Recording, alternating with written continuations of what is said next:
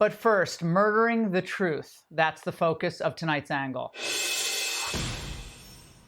It was yet another story that did not fit the narrative of Democrats and the left-leaning press, which they tried to bury until internet journalists started reporting on it.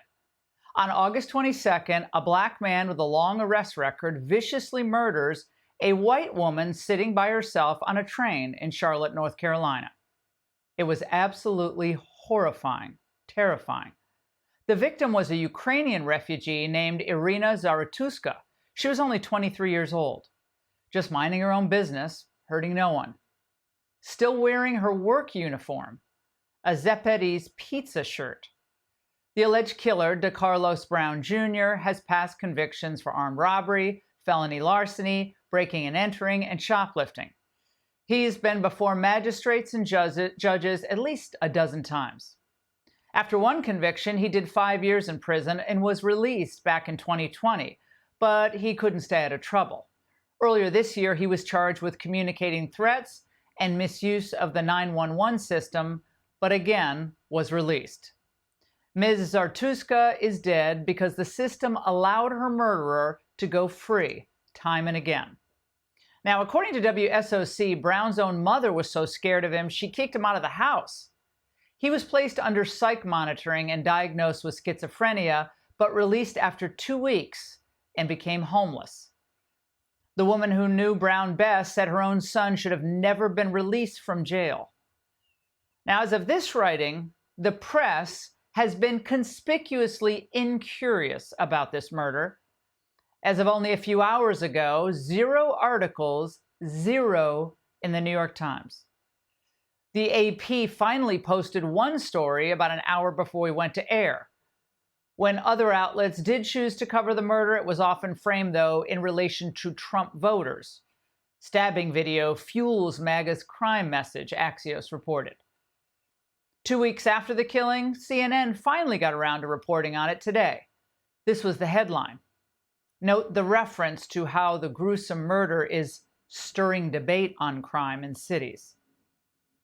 Sorry guys, the debate is settled. Left-wing mayors, progressive DAs, lenient judges, and their pro-criminal mindset are destroying public safety. And as a result, criminals are emboldened and running free, terrorizing, even killing innocent people. Now, the Democrat mayor of Charlotte, V. Lyles, has odd priorities, including keeping the video from the public. Over the weekend, she thanked media partners who have chosen not to share the video. How convenient. And when any sane person knows that freak should have been behind bars or institutionalized, the mayor said at the time of the murder that, quote, "We shouldn't arrest our way out of homelessness and mental health challenges." But one would think, right, that even if the mayor was out to lunch, the Charlotte City Council would be pressing for answers about how Mr. Brown was out on the streets in the first place. How could that have happened? Well, instead, they're literally eating cake. Do we need a short break to get cake? No.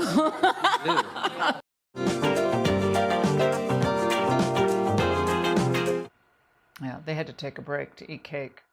President Trump reacted to this fatal stabbing today. I just give my love and hope to the family of the young woman who was stabbed. A madman, a lunatic, just got up and started. It's right on the tape. Not really watchable because it's so horrible, but just viciously stabbed. She's just sitting there. So they're evil people. We have to be able to handle that. If we don't handle that, we don't have a country. He's right. If we don't feel safe in public, how are we really even free? The mystery for so many Americans is why Democrats don't seem to care about their fellow Americans. Why do they continuously ignore these stories? Why do they routinely side with violent illegal aliens and against ICE? Do stories like this even matter to them? It doesn't seem like it. A missing woman's alleged killer finally arrested and charged, Hugo Hernandez Mendez, an illegal who never should have been here in the first place. The victim's name is Dakara Thompson. She was only 19. So why do the media demand that we know the names of certain victims? Know their name, but not others? What about the thousands of victims whose stories go unreported and whose killers are protected by sanctuary policies, by Soros-appointed DAs, and just uninterested media outlets? Now, leftists like Jasmine Crockett, well, look, they do have empathy, but it seems to go only one way, to criminals.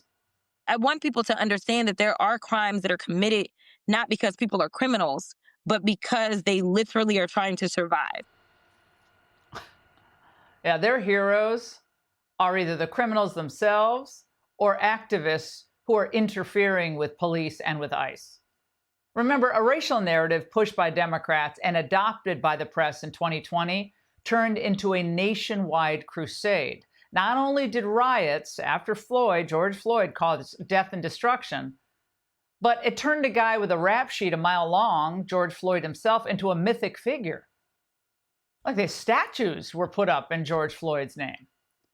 Look, we all know what happened here in Charlotte. Their narrative that violent crime in America is only committed by dangerous right-wingers or when mental cases can easily get guns, that all fell apart in this murder.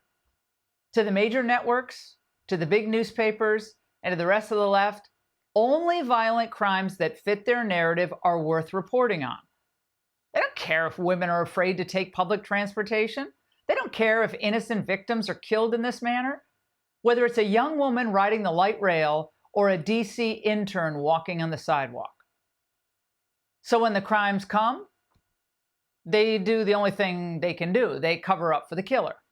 They don't want you to know how dangerous America really is in these cities, because if you knew, you might actually do something about it.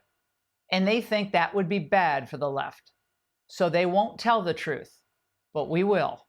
And that's the end. Hey, Sean Hannity here. Hey, click here to subscribe to Fox News YouTube page and catch our hottest interviews and most compelling analysis. You will not get it anywhere else.